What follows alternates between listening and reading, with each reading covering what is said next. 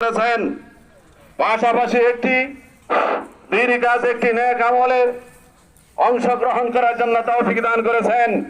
এজন্য সেই মহান আল্লাহ রাব্বুল আলামিনের দরবারে প্রাণ উজাড় করে শুকরিয়া দেন সকলে বলি আলহামদুলিল্লাহ।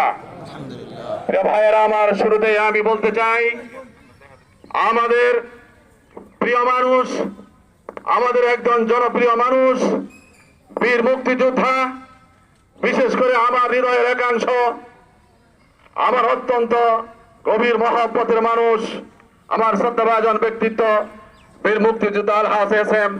ওমর আলী পিয়াই সাহেবের জানা যায় দূর দূরান্ত থেকে আগত বিভিন্ন রাজনৈতিক দলের নেতৃবৃন্দ, ওলামা হযরত, মুরব্বিয়ানে কেরাম, যিনারা আল্লাহ পাকের ঘর তওয়াফ করেছেন, রাসূল করিম সাল্লাল্লাহু আলাইহি ওয়াসাল্লামের রওজা জিয়ারত করেছেন, আমার সেই প্রিয় হাজী সাহেবগণ, কলিজার টুকরা যুবক ভাইয়েরা, সকলকেই জানাই, সকল শ্রেণীর মানুষকেই জানাই মরহুমের পরিবারের পক্ষ থেকে আন্তরিক শুভেচ্ছা ও মোবারকবাদ।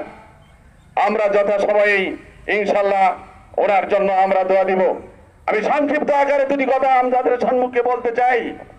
আল্লাহ তাবারক ওয়া তাআলা বলেছেন, মানুষের জন্য সময় নির্ধারণ করে দিয়েছেন আল্লাহ, প্রত্যেকটা মাখলুকের জন্য সময় নির্ধারণ করে দিয়েছেন।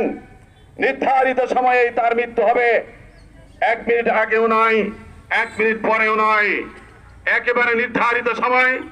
রাসূল করিম সাল্লাল্লাহু আলাইহি ওয়াসাল্লাম বললেন, ও সাহাবারা আমার, তুমি কতক্ষণ পরে মৃত্যুবরণ করবে এ সম্পর্কে তোমার কি ধারণা? কোন সাহাবা উত্তর করলেন, জোহর নামাজ আদায় করলাম, আগামীকাল জোহর পড়তে পারবো কিনা এটা বলতে পারি না। কেউ উত্তর করলেন, জোহর নামাজ আদায় করলাম, ঈশার নামাজ আদায় করতে পারবো কিনা। কেউ উত্তর করলেন, জোহরের নামাজ আদায় করলাম, আসর আদায় করতে পারবো কিনা। রাসূল করিম সাল্লাল্লাহু আলাইহি ওয়াসাল্লাম বললেন, তোমাদের ধারণা ঠিক নয়, তোমাদের ধারণা কারণে ঠিক নয়। রাসূল বলে দিলেন, আমরা জোহরের নামাজ আদায় করতেছি, ডান দিকে সালাম ফিরালাম, বাম দিকে সালাম ফিরাইতে পারবো কিনা নিশ্চয়তা নাই। আল্লাহ তাবারক ওয়া তাআলা বলেছেন, নির্ধারিত সময়ে আজরাইল আসবে, কিন্তু আমার আপনার নির্ধারিত সময় কোনটা এটা আমার আপনার কারণে জানা নাই।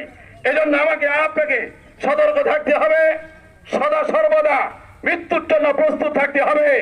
যথা সময়েই আজরাইল আমার কাছে আপনার কাছে চলে আসবে। আমাদের প্রিয় মানুষ বীর মুক্তিযোদ্ধা এস.এম. ওমর আলী পিয়াই সাহেব, ওনার নির্ধারিত সময়ে মৃত্যুবরণ করেছে। ওনার জন্য আমাদের করণীয় দুটি কাজ। 1 নম্বর কাজ হলো আমরা